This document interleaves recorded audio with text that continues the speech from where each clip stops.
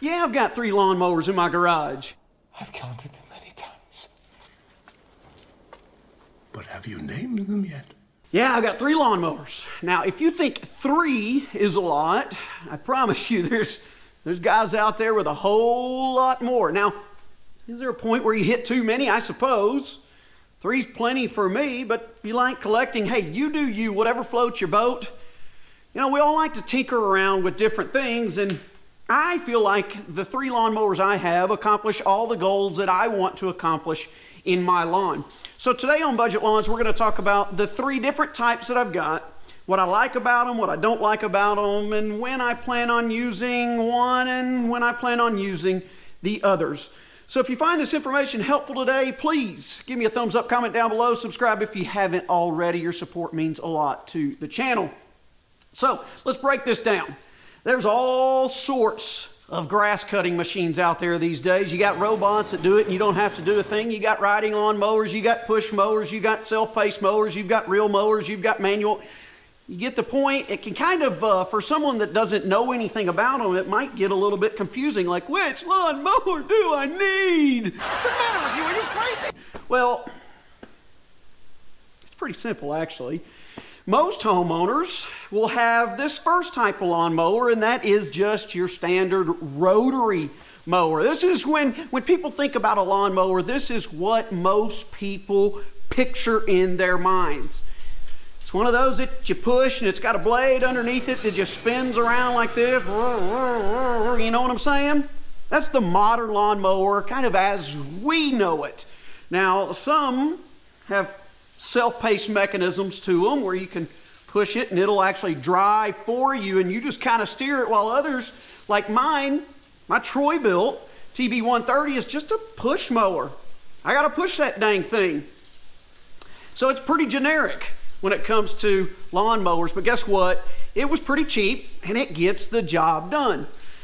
Now, the other type I've got are reel mowers. I've got 2 of those. One is what most people think of when you say old-timey classics. You know, the ones with the reel that spins around like this as opposed to a blade that goes in circles like that on the rotary mower. The reel mower, the first one I'm going to talk about, the manual one, has no motor at all. You just push it and it spins around like that and cuts the grass like scissors. Now, I say that a lot of people think of those as old-timey. You see them in cartoons and just the lawnmower of a yesteryear, of long ago. But the people that say that don't really understand much about the lawn care hobby, because those have become very popular in recent years. People have been doing all they can to get their hands on one of those to get into the reel mowing game at a pretty affordable price. I did it with my Earthwise 7-blade for about $109. And I got in just in time because, from what I understand, people were really having a hard time finding that 7-blade in recent years, especially during the COVID stretch when everybody got into taking care of their lawns at a higher level. But the manual reel mower is a great entry point for reel mowing, and it will kind of let you wet your whistle. Excuse me. I just gonna go and have a think. You'll decide if you want to jump up to the next kind, and that is a powered reel mower with a motor on it.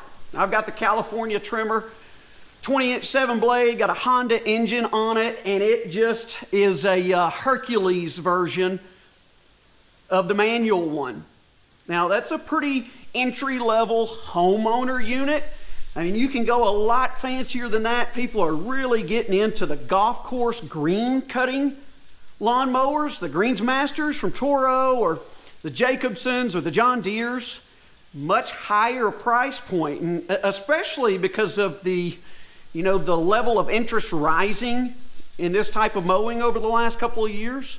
So has the price. You used to be able to get in on a used unit for a lot more affordable price than what you can now, because as the demand goes up, the supply kind of goes down, people selling the ones they've got tend to jack that price up. So I've got all three, which I think these cover all my bases. The Troy-Bilt Rotary, the Earthwise manual 7-blade, and the California trimmer with the Honda engine, the powered reel mower. So I've used all three, and I want to talk about what I like the most about them, what I dislike, and when I will use each one of them in this upcoming season. First, with the rotary mower, I have to say that is probably my favorite lawn mower to use. Now that might sound kind of strange because it's to most people would be considered a much more inferior mower to the California trimmer, but I used it this whole past summer at the new house on the new lawn because I didn't get into the reel mowing. And it just reminded me of how enjoyable and fun just a regular push rotary mower can be. It's easy to maneuver, it's easy to operate, it doesn't take a whole lot of time, and I just really enjoyed myself. Where in summers past I did a lot more reel mowing, so that makes me start to think on this new lawn as we head into the second season, how am I going to mix and match all three of these? Because after rotary mowing for a full season, I kind of thought, dang, I want to keep that up. I don't want to, throw that thing back into the garage just as a dust collector and form cobwebs. I want to find a way to use them all. Now, of course, the rotary mower will be used in the spring to do the scalping for the spring or any other time I scalp to level or hide a cut reset. It will get the worst of it off, and then I'll come in with a reel mower. But I'm going to keep rotary mowing good chunks, bigger chunks of my lawn as we head into the upcoming seasons. So how about the manual reel mower?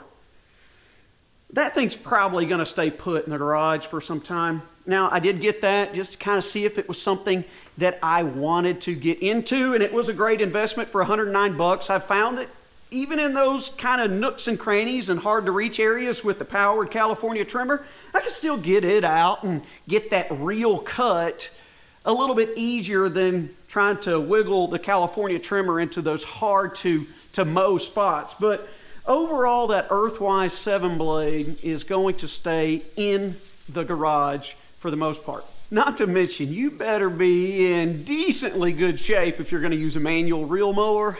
First summer I used mine, I was not. And it kicked my butt. But I will say that I got in much better shape as the summer went on. So if you don't want to work that hard, don't get a manual reel mower. But if you enjoy a good sweat and a good workout, you'll get one from it. Trust me. I want to pump you up. Now, the California trimmer will be making a return this next coming season. I've got to get some leveling done in the back lawn.